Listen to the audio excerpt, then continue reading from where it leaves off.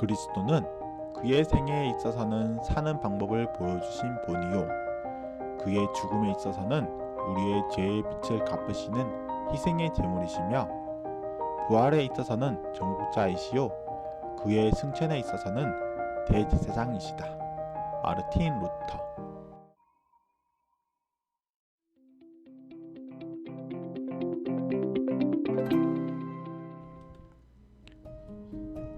예수님의 낮아지심. 예수님은 약 2000년 전에 이 땅에 오셨습니다. 그것도 피조물인 인간의 몸을 입고 오셨습니다. 우리가 만일 어떠한 물건을 만든다고 하면 그 만들어진 객체와 우리는 분명히 구분이 될 것입니다. 우리는 우리가 만들어낸 물질과 우리 자신을 동일하게 생각하지 않습니다.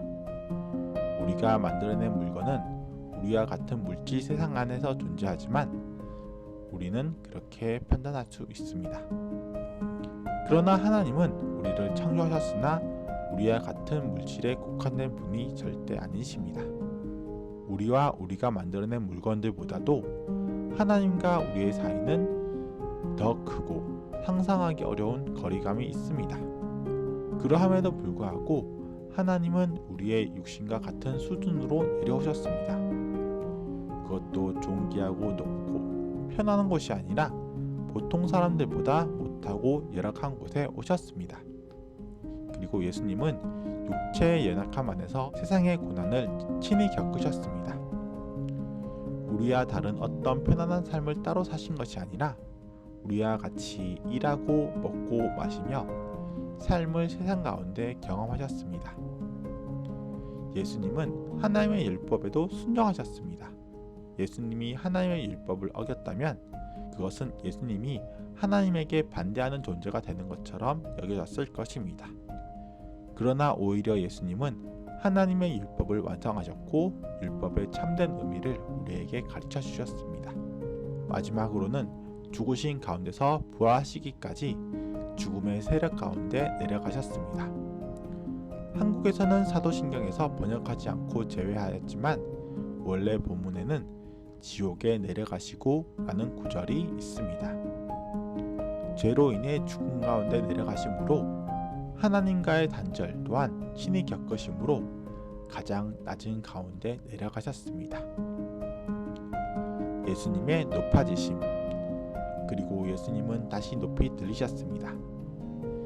세상의 모든 죄를 짊어지고 죄로 인한 사망을 이겨내신 것입니다. 우리는 그 죄로 말미암아 죽음에 이르렀지만 예수님은 오히려 그 죄를 이겨내고 다시 살아나셨습니다. 예수님의 죽으심이 하나님의 공의를 만족시켰고 죽음을 이기시고 죽음의 권세를 또한 정복하셨습니다. 예수님이 부활하지 않으셨다면 우리는 죄를 이겨냄으로 말미암는 회복을 경험할 수 없었을 것입니다. 예수님의 부활은 우리에게 살아있는 소망이 되셨습니다. 우리는 단지 죄의 해결만이 아니라 그 후에 생명의 소망을 가지게 되었습니다. 예수님은 하나님과 함께 앉아 계심으로 또한 다시 우리에게 임하실 때를 기다리는 소망이 되십니다. 예수님의 높아지심은 살아계시며 하나님의 우편에 앉아 계심으로 우리의 모든 땅을 다스릴 권세를 가지시는 것을 통해 드러납니다. 마지막 때에 다시 오실 때에 또한 예수님은 하나님의 영광으로 임하시는 것을 우리는 모두 보게 될 것입니다. 예수님의 중재하심. 예수님이 우리의 죄로 말미암아 죽으신 가운데 마지막 사역을 행하실 때 하나님과 우리를 가로막는 장막이 찢어졌습니다. 구약에서는 우리는 하나님께 직접 나가지 못했습니다. 하나님 앞에서는 아무리 작은 죄라 할지라도 그 앞에 설 수 없기 때문입니다. 그러나 예수님의 사역은 하나님과 우리의 사이를 나누던 성소와 지성소 사이의 장막을 찢어놓았습니다. 과거에는 하나님께 나갈 때 내가 죽을까 두려워하여 나가지 못했던 것을 우리는 예수님이 우리를 위해 죽으심으로 말미암아 우리는 하나님께 나갈 수 있게 되었습니다. 예수님은 온 세상 가운데 유일한 중보자가 되십니다. 예수님이 우리를 위해 중보하심으로 말미암아 우리는 하나님께 나갈 수 있게 되었습니다. 우리는 죄인이기에 우리 자신이 다른 누군가를 중보할 수 없습니다. 이 세상의 모든 선함과 모든 의인이라 할지라도 어떤 종교라 할지라도 하나님과 우리 사이를 이을 수 있는 것은 없습니다. 오직 우리를 중보하실 수 있는 분은 예수님이시며 우리와 하나님 사이에 영원한 중보 기도를 행하시는 분이십니다. 우리는 중보 기도라는 단어를 많이 사용하는데 중보라는 것은 하나님과 우리 사이를 이어주는 것을 의미하므로 사실은 중보 기도라는 말 대신 도고 기도라고 말하는 것이 맞습니다.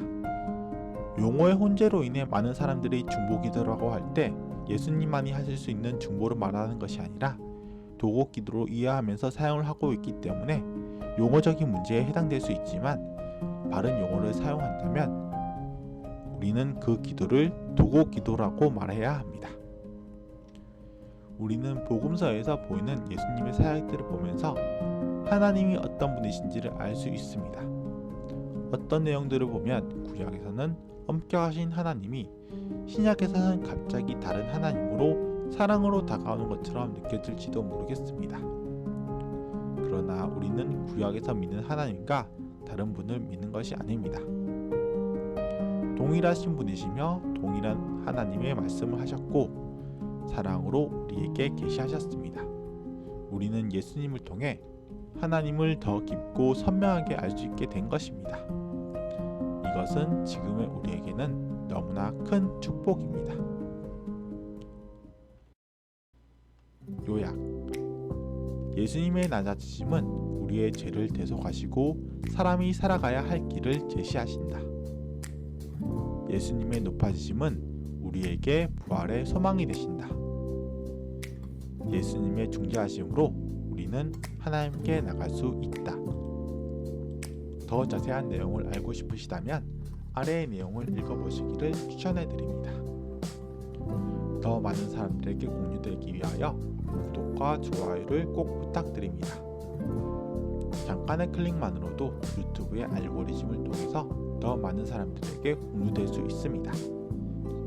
여러분의 지식을 함께 모으기 위해서 알고 계신 것들을 댓글로 남겨주세요. 궁금한 점이 있으시다면 그 점도 좋습니다. 참고하여 더 좋은 자료로 보답드리겠습니다. 이번 영상도 봐주셔서 감사합니다.